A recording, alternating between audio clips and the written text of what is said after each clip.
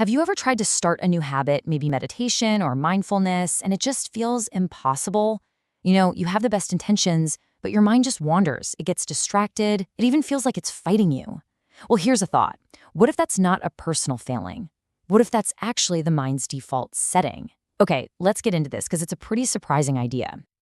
So everything we're talking about today is based on a really insightful talk that dives deep into this exact challenge, exploring why our minds seem to be wired against the very things that could bring us peace. I mean, just let that sink in for a second. What a statement. Now, Dharma here just means the path of truth, seeing things as they actually are. So this is saying that our minds, right out of the box, are filled with views that are working against the truth. It's a really powerful way to understand why this spiritual path can feel like such an intense, uphill battle from the very start. Right, so if our minds are naturally leaning away from the path, what does that default state, what does it actually look and feel like? Let's dig into why the practice can seem so tough, even when the instructions themselves are incredibly simple. Let's just pause and do an honest check-in. If you were to look at your own mind, like right now, what's more present? Is it that sense of clarity and awareness, the Dharma? Or is it, the other stuff? What the Source calls defilements, things like wanting something, being annoyed, getting distracted, just plain old wrong views. For most of us, if we're being honest, it's the defilements that are running the show most of the time. And this is where it gets really interesting. Look at this contrast. On the left, you've got the Dharma, the path, and it's described as simple, straightforward, totally clear. The difficulty we feel, it doesn't actually come from the path itself. No, it comes from the stuff on the right, the Adhamma. That's basically all the interference, the constant opposition from our ingrained wrong views. That's what makes the simple practice feel like a huge struggle. And listen, this isn't just some abstract philosophical problem. This default state has real, tangible costs. It leads directly to suffering, both mental and physical. We're talking about grief, constant worry, fear, even how we experience sickness and the aging of our bodies. It's the root of so many misunderstandings with other people. So the point is, this isn't a game. The stakes are incredibly high. So given this default state of darkness and confusion, the Dharma isn't just a nice philosophy or a set of good ideas. It's framed as a vital, life-saving intervention. It's like this rare and precious light in a world that is, by default, completely diluted. I love this imagery because it's so powerful. The presence of truth and awareness in our minds isn't some roaring bonfire. Nope, it's a tiny, fragile flame. And it's surrounded by this huge, vast darkness of defilements and ignorance.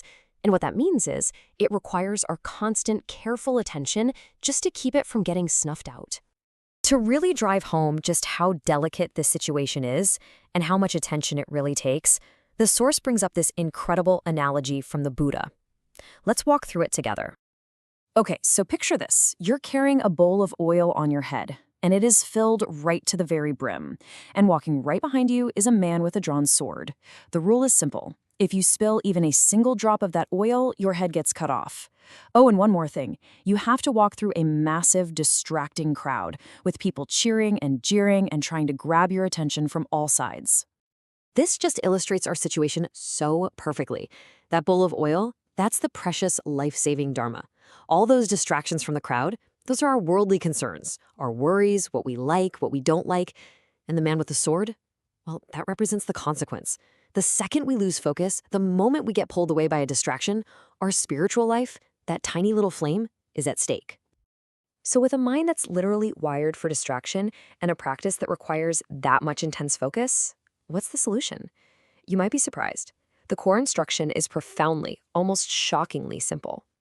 This is it. This is the one simple act that the Dharma asks of you. Just see everything as nature. It means observing whatever comes up, thoughts, feelings, physical sensations, without getting tangled up in judgment or preference or prejudice. You don't have to fix it, you don't have to change it. You just see it for what it is, a natural process that is simply taking place. So how does this actually work moment to moment? Well, when you notice your mind is confused, instead of fighting with it, you just recognize, the mind is confused. That's nature too. Or if you feel drowsy during meditation, you just note drowsiness, also nature.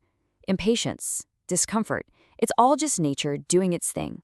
You're not the one doing it, You're the one who can observe it. And this brings us right back to the central paradox, doesn't it? If all that's required is this one simple act of just seeing things as nature, why is it so incredibly hard to maintain? Why do we forget to do it, like a second later? And here's the direct answer.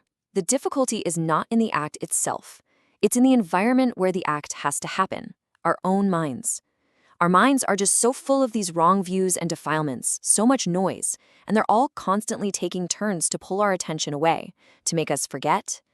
The moment we stop remembering to just see nature, ignorance sneaks right back in. So it all comes down to a choice, and not some big, dramatic, one-time choice. It's a constant, moment-to-moment decision. In literally every single instant, we're standing at a fork in the road with two paths we can walk down. And here are those two paths. On one side, you have the worldly path. It's driven by all those defilements, and man, it asks a lot from you. You're constantly chasing and grasping for these little pockets of temporary peace, which in the end just leads to suffering. Then you have the spiritual path. It asks for very little, just that one simple act of seeing nature, but it asks for it consistently. And the payoff? Permanent peace. The Source puts this choice in the starkest terms possible. When you really see the outcomes this clearly, what choice is there really? To choose the path of defilement is to actively choose suffering. The only other option is to engage with the Dharma, no matter how much of an uphill battle it feels like at first. And that's where we land. This whole battle isn't something that's going to happen tomorrow. It's happening right now, in this very moment. As a thought pops up, as a feeling passes through you, you have a choice. Are you going to fall back into that default state of delusion and judgment, or are you going to apply that one simple act and see it all as nature? The choice and the conditioning of your mind is yours.